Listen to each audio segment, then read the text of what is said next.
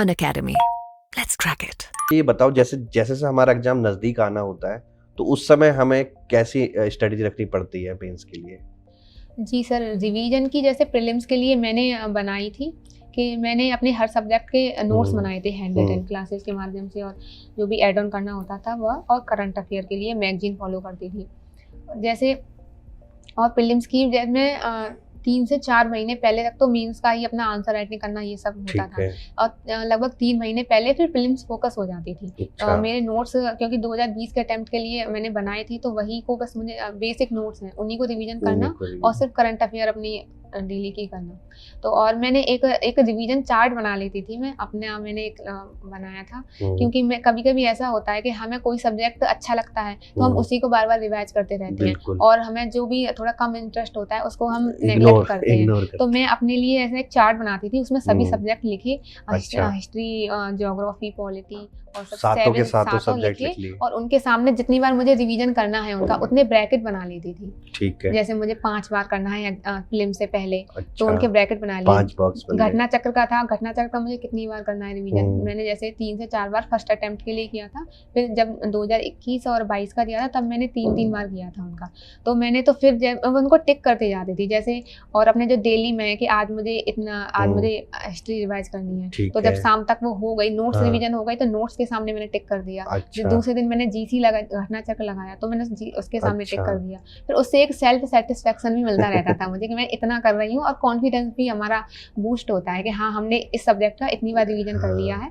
तो उससे यह चीज़ मुझे अंदर से थोड़ा, एग्जाम से पहले थोड़ा पैनिक होते हैं लोग, वो नहीं होने देती थी। और मैं ज़्यादातर एग्जाम से 10 दिन पहले तक का अपना MCQ जितने भी मुझे प्रीवियस ईयर क्वेश्चन लगाने हैं वो कंप्लीट करके रखती थी। 1 वीक के बाद बस मैं अपने नोट्स का ही बस देखती रहती थी उन्हें।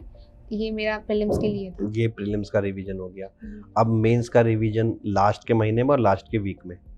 सर मेंस के लिए लास्ट के मंथ में तो हमने जो हमने नोट्स बनाए हैं उनको रिवीजन करना है, और अगर कुछ भी नया डाटा आता है वो हमें लगता है कि जो हमने पहले ऐड किया था उसको रिप्लेस हो सकता है, तो उसको ऐड कर लिया, तो रिवीजन किया और अपने पेपर लगाए। मैं जैसे वही जहाँ पर मेन एग्जाम हमारा होता है जिस समय, उसी समय लगाती थी, और जैसे जो बीच का गैप होता था उस समय अपना रिवीजन किया, और फिर जब दूसरा पेपर होता तब लगाया। फिर रात का टाइम में अपना रिवीजन का करती थी। फिर ये 1 मंथ तक का चलता था। फिर 15 दिन पहले आंसर राइटिंग प्रैक्टिस बंद करके फिर अपना नोट्स ही रिवीजन करना रहता था।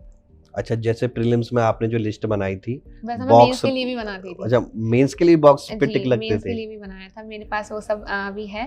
मेंस के लिए मैं पेपर वाइज हिंदी, ऐसे, GS 1, 2, 3, 4 और सोशियोलॉजी ऑप्शनल, उसके सामने अपना रिवीजन का मैंने इसका कितनी बार रिवीजन कर लिया है, और आंसर मैंने टोटल फुल लेंथ पेपर कितने लगा लिए हैं वो। तो उसका मुझे अंदर से मुझे अच्छी फीलिंग होती थी। नहीं, अच्छा है ये जो टू डू लिस्ट बनाते हैं बहुत लोग, ये आप बना रहे हो बहुत अच्छा, इससे पता रहता है हमने कितना करा, कितना नहीं करा। क्योंकि मैं अकेली घर पर रहकर ही तैयारी कर रही थी, तो जैसे अगर हम कोचिंग में जाके बाहर करते हैं तो जो हमारे फ्रेंड्स होते हैं उनसे हम थोड़ा पता लगता रहता है, तो वो वाला माहौल नहीं था मेरे लिए। तो मैं ऐसे खुद को ही सेल्फ असेसमेंट करती रहती थी कि इससे मैंने इतना कर लिया है, इतना ही मैंने इतने आंसर लगा लिए हैं, इतने टेस्ट पेपर लिख लिए हैं, तो मुझे थोड़ा अंदर से फीलिंग अच्छी, बेटर फीलिंग देता था। तो ये आपने प्रीलिम्स का पूरा स्ट्रेटेजी समझ ली, मेंस की भी बता दी, नोट्स भी बता दिया, आपको रिवीजन भी बता दिया, और तो जो टू डू लिस्ट वो बताई ना जो इसके बॉक्स वाली, बच्चों उसको जरूर ध्यान रखना, काफ़ी अच्छी चीज़ है, वो हमें सेल्फ डिसिप्लिन वे में इस प्रोसेस में आगे बढ़ने के लिए बहुत बड़ा मोटिवेशन देती है। अब इंटरव्यू राउंड के बारे में बताइए कि इंटरव्यू कैसा रहा था आपका? सर मेरा इंटरव्यू 2022 का तो सर ठीक रहा था, और सर जब 2021 का इंटरव्यू था वो मेरा पुराना वाला वो अच्छा नहीं हुआ था, और शायद उसी के बेसिस पे ही मेरा उस समय सिलेक्शन नहीं हुआ था। इंटरव्यू मेरा उतना अच्छा नहीं हुआ था जितना मैं सोच रही थी, और सर इसका कारण एक ये भी था कि जब एक इस तैयारी में आई नहीं थी, तब सोचती थी, तब मुझे ये लगता था कि जब अपना प्रीलिम्स और मेंस का है वो तो अपना, क्योंकि बचपन से पढ़ने में ही ठीक रही हूँ, ज़्यादा ऐसा नहीं है कि बहुत ज़्यादा प्रेशर करके पढ़ना पड़ा हो, तो यह रहता था कि पढ़ तो मैं लूँगी, मेंस तक तो लिख लूँगी। जब इंटरव्यू की बात आएगी तब मेरे अंदर से, क्योंकि मुझको थोड़ा बोलने में हेजिटेशन होती है, थोड़ा शाइनेस है, और जो इंट्रोवर्ट नेचर होता है वह है, और मैं ज़्यादा कहीं बाहर अपने घर वालों से के अलावा बाहर कहीं मैं बोलती भी उतनी नहीं हूँ। ज़्यादातर लोग ये कहते थे कि हमने इस लड़की को कभी बोलते हुए ही नहीं सुना है। तो यह था, तो मेरा इंटरव्यू के लिए काफ़ी मुझे डर सा रहता था अंदर से।